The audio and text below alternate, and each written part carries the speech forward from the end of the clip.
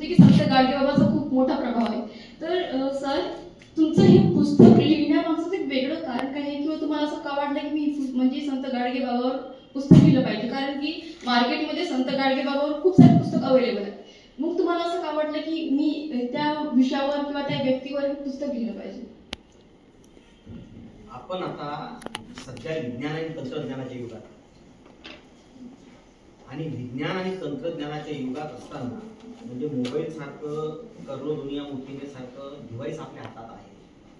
असं असतानाही जर एखादा महाराज या काळात येऊन सांगत असेल की पिंडीवर पाणी टाकल्यानं तुम्ही पास होऊ शकता, एखादा महाराज येऊन सांगत असेल की तुमची भांडणं बंद होतील, एखादा महाराज सांगू शकत असेल की तुम्ही म्हणजे आता तुम्हाला सगळं माहिती आहे, मला सांगण्याची गरज नाही, मला एक उदाहरण सांगितलं तुम्हाला माहिती आहे.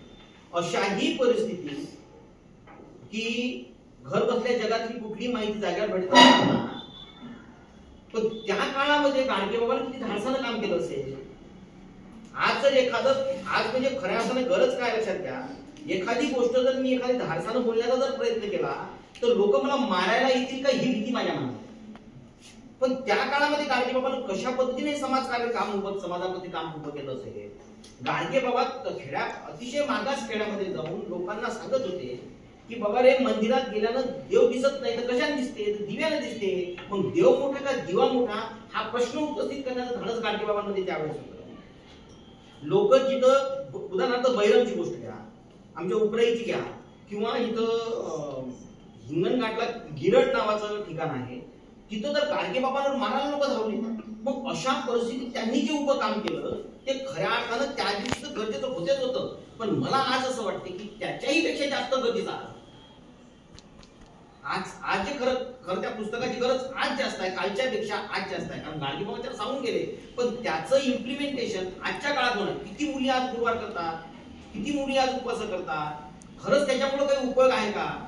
आणि एक लक्षात घ्या की अशा पद्धतीचे ट्रेंड समाजामध्ये वारंवार नवीन नवीन मारत. महाराज तुम्हाला आता तो पिंडीवर पाणी टाकणारा महाराज गायब होणार, कारण त्याचं रिलेव्हन्स कमी झालं. कारण लोक जितक्या जिद्दीनं पाणी टाकायला मिळले होते तितकी त्याची जिद्द कमी होत आहे. माझं एक नुसतं ऑब्झर्वेशन आहे की शंकराच्या मंदिरात जी गर्दी वाढली होती गेल्या 2 वर्षापासून, त्या गर्दी ओसरती सुरू झाली.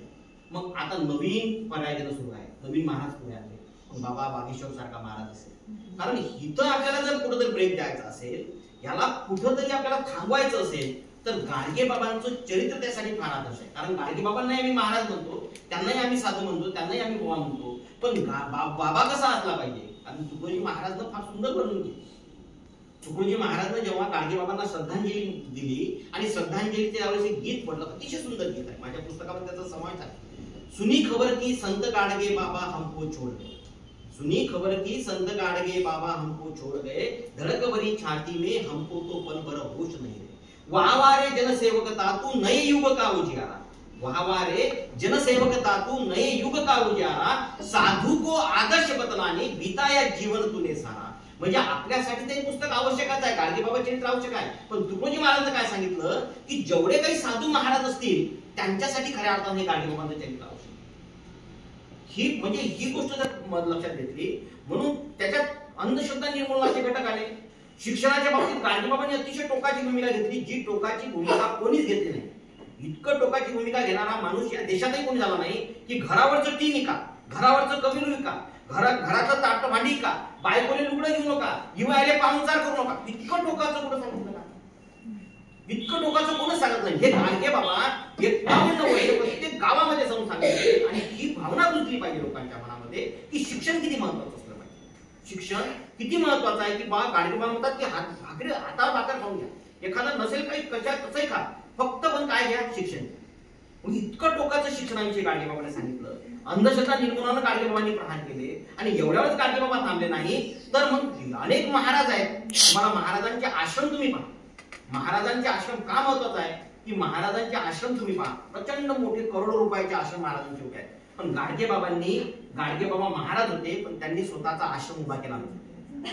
गाडगेबाबांनी स्वतःचा मठ बांधला नाही, गाडगेबाबांनी स्वतःचं मंदिर बांधलं नाही. पण गाडगेबाबांनी काय केलं?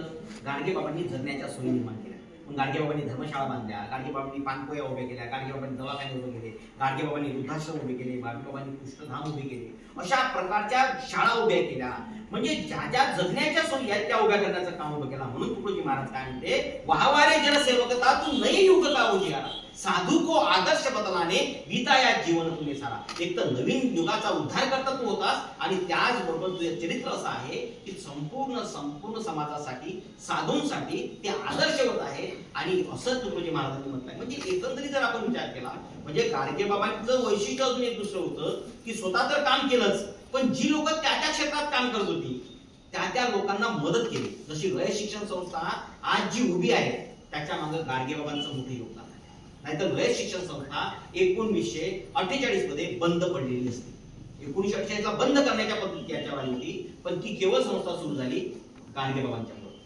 शिवाजी शिक्षण संस्था जी मोठ्या मानाने उभी आहे, म्हणजे उदाहरण सांगतोय, जेडी पाटील जे कॉलेज आहे दर्यापूरचं आणि हायस्कूल आहे, आदर्श हायस्कूल आहे रत्नाबाई, दर्यापूर तालुक्यामध्ये पंजाबराव देशमुखांना जागा द्यायला कोणीच तयार नव्हतं. आणि ती पूर्ण महत्वाच्या ठिकाणच्या जागा डॉक्टर जेडी पाटलांच्या होत्या.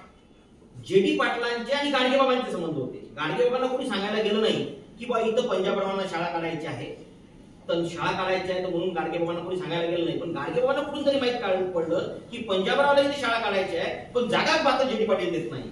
सकाळी 6 वाजता जेडी पाटलांच्या जीन मध्ये गेल्यानंतर गाडगेबाबा आल्यानंतर मग गाडगेबाबांचं स्वागत झालं. मग जेडी पाटलांना त्यांनी सांगितलं, बाबा तुम्ही कसे काय बाबा, काय काम होतं? जेडी पाटलांनी सांगितलं की मी यासाठी आलो की पंजाबरावला इथे शाळा काढायची आहे, शाळा काढली तर गरिबाची लेकरं शिकतील, म्हणून तुम्ही तुमच्याकडे असलेली जागा द्या.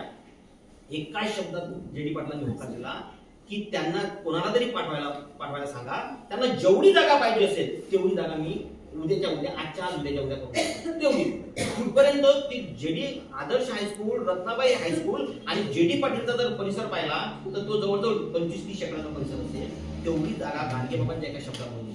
म्हणजे भाऊसाहेबांची संस्थाही मोठं करण्याचं काम, बाबासाहेब आंबेडकरांची पीपल्स एज्युकेशन सोसायटी असेल, म्हणजे शिक्षणासाठी किती तळमळ होती.